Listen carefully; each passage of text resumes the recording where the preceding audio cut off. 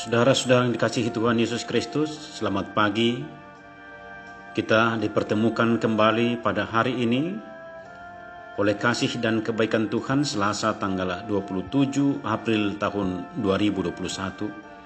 Sebelum kita mendengarkan firman Tuhan, marilah kita berdoa. Kasih karunia dari Tuhan Yesus Kristus dan damai sejahtera dari Allah Bapa kiranya menyertai kita sekalian. Amin. Firman Tuhan tertulis pada 1 Yohanes pasal 2 ayat 2. Beginilah bunyinya. Dan ia adalah pendamaian untuk segala dosa kita, dan bukan untuk dosa kita saja, tetapi juga untuk dosa seluruh dunia.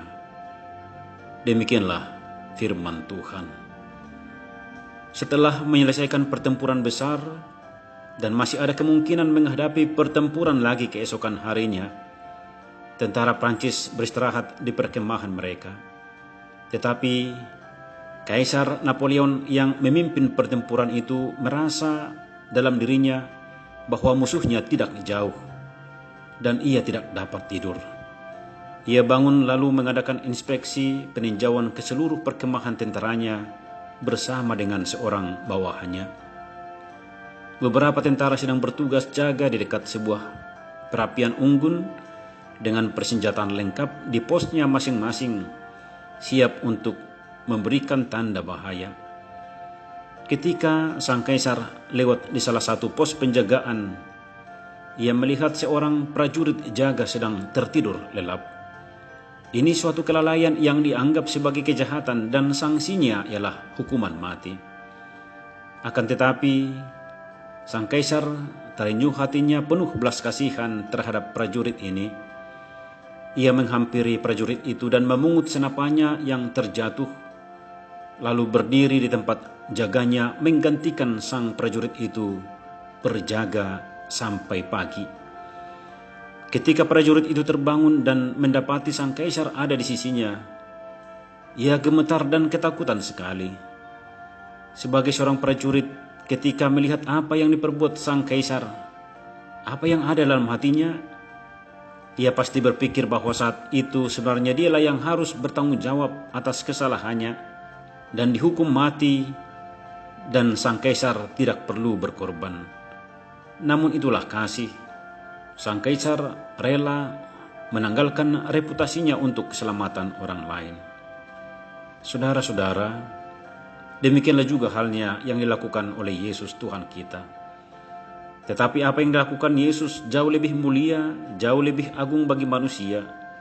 Yesus tidak saja rela menanggalkan segala kemuliaannya menjadi manusia, tetapi ia juga tersalib bagi kita. Yesus ditikam oleh karena pemberontakan kita.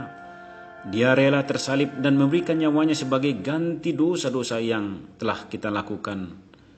Kematian Yesus bukanlah kematian sia-sia yang dicari-cari ataupun kematian yang disebabkan oleh karena kekonyolan, bukan.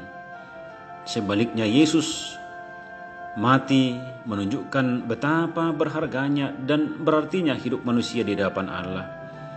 Kematian Yesus di kayu salib adalah puncak di mana Allah menunjukkan kasih dan perhatiannya kepada manusia yang berdosa untuk korban perdamaian, untuk mendamaikan kita dengan Allah. Dan 3 peristiwa penting dalam pelayanan Tuhan Yesus di dalam dunia ini, yakni kematiannya, kebangkitannya, dan kenaikannya ke surga. Yesus mati adalah untuk mengampuni segala dosa dan kesalahan kita. Yesus bangkit untuk membenarkan kita. Dan ketika Yesus naik ke surga, ia mendamaikan kita dengan Allah. Ketiga peristiwa ini menjadi sempurna pekerjaan keselamatannya bagi saudara, bagi saya, dan bagi dunia ini. Mari bersyukur untuk Yesus karena dia telah mendamaikan kita dengan Allah. Amin. Marilah kita berdoa. Tuhan Yesus, kami berterima kasih karena kebaikan-Mu. Kami yang dahulu adalah seteru Bapa. Oleh karya keselamatanmu sekarang kami telah berdamai dengan Bapa. Terima kasih Engkau telah rela berkorban untuk menyelamatkan kami. Di dalam nama-Mu yang kudus kami mengucap syukur dan berdoa. Amin.